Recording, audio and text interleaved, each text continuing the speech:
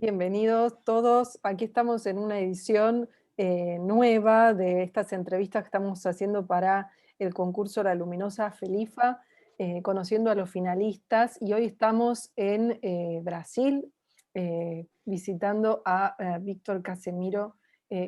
Obrigado, Vitor. ¿Cómo estáis? Estou bem, bem. Você, Paula, como está? Obrigado, FELIFA, pelo convite. Bien, bueno, vamos a hacer una mezcla de idiomas, pero nos vamos a entender para ver este libro que ya paso a compartir pantalla para que lo podamos ver juntos. Ahí está. Shadow over Shadow. You worked in Washington with this book. Trabajaste en una reserva fotográfica de Washington. Yeah, I work with the digital collection of the Library of Congress, the largest library in the world, and try to maybe do a crime thriller or policial film noir and a policial drama. Mm-hmm. I always wanted to make a film noir, a dark movie with a detective and a case to be solved. Since I was a child, I've seen some cartoons like The Adventures of Tintin, mm-hmm. and playing games like Where is Carmen Sandiego? This certain type of story where you follow an investigation and also learn about a different place and culture. This habit didn't go away over time, and I continued to read and watch some detective stories from Conan Doyle to Guy Ritchie and Boardwalk Empire in LA Noire. And also I like, I'm very inspired by forensic photography, mm-hmm. and photojournalism from the 40s, such as the images of Arthur Felig, the Ouija, mm-hmm. The harsh light from the flash reflected on the sidewalk, perhaps a still warm body waiting for the meat wagon, a dozen curious citizens, and a few disinterested cops. You know, this kind of gritty imaging. Mm. And you feel like a screenwriter and rather than a photographer, or both things at the same time? My formation is it is in screenplay and camera operator too, and a little of photography.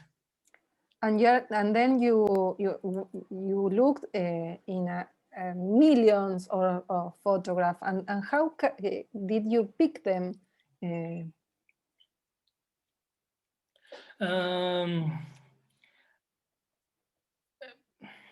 Was the story first, and then you pick the photograph, or the story appeared when you have the photographs there in your back, and I see it in the wall?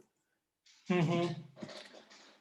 Yeah, I started to get interested in photo books about 5 years ago, and always I wanted to make a movie. And it didn't take me long to associate the language of the photo books with the language of cinema. Mm-hmm. I tried to make some short films, but cinema is hard and expensive. Mm-hmm. with that in mind, I thought that I could finally make the movies I wanted, but in the book form. And then for Shadow Over Shadow, I decided to look images in the Library of Congress digital collection. Specifically looking for images made in the US between the 30s and 60s. Images that have the cliches and genre conventions of the film noir, the boxing ring, the blind alley, the interrogation room, La mujer fatal. Of course. The detective. Here we are. With the fedora and the overcoat. It's a classic. The private eye, always smoking. This kind of character. Lovely. In this kind of dark place, and old houses, cheap hotels, boxing rings. And these typical scenes, like from a distance, Detective Dixon hears footsteps. He quickly leaves. Music we need there. Yeah, all these atmosphere, the shadows from the Venetian blinds that imprisons the characters. They smoke from the cigarettes that distorts the vision. Great. It's a languid, very sensual mood. It's a very sexy genre. Yes. Sexy and sexist, for sure. Yes. The femme fatale, for example, in this photo, La Mujer Fatal. She is at the same time a fantasy of the male gaze and also a symbol of the rise of women's liberation. She represents the women who starting working during the wartime, and all the male anxiety to maybe about maybe losing their job in their place of privilege. She's a very complex character, the femme fatale. And we can hear all that jazz. Yeah, the jazz club is a place when the detective goes to find new clues and talk to informants and the police. Great story, great story. And this dialogue that you imagine, it was a great play, no? To play something to imagine. Yeah, I think I'm interested in these tropes and cliches, the general conventions, how they work together in the construction of the collective imaginary. You know, you look the detective, you know the whole mood, and sometimes you never watch a film noir, but you know. Beautifulness. Yeah, this is the foundation of the project, the book, how the cliches work. Still today. Yeah.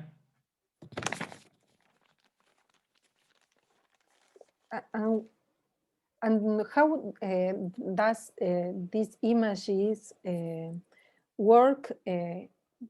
Why bringing it to the present? What happens when we see images of 50 years ago? one of the parameters that I set to myself is not to put images from the cinema directly.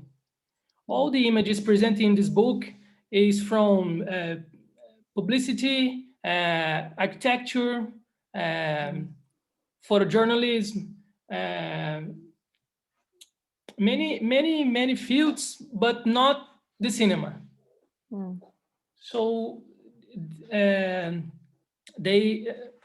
images evoke some mood and atmosphere from the cinema of the 40s and 50s, but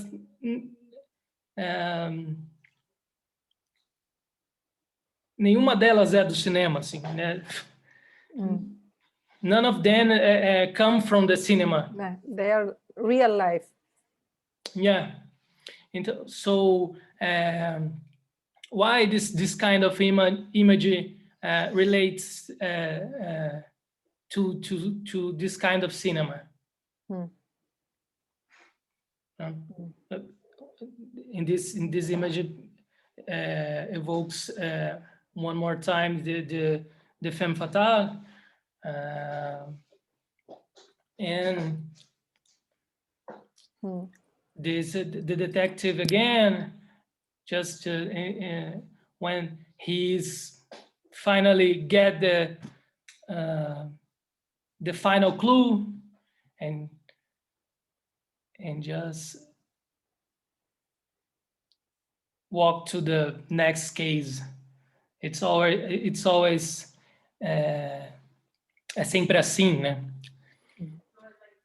It's always like this. It's just a case and algo tem outro, sim. Great journey with your book. Beautiful seeing these pictures and going through these histories.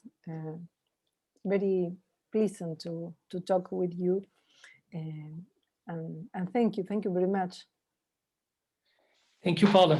Obrigado. Graças obrigado. a toda a equipa FELIFA. Gracias, muchas gracias.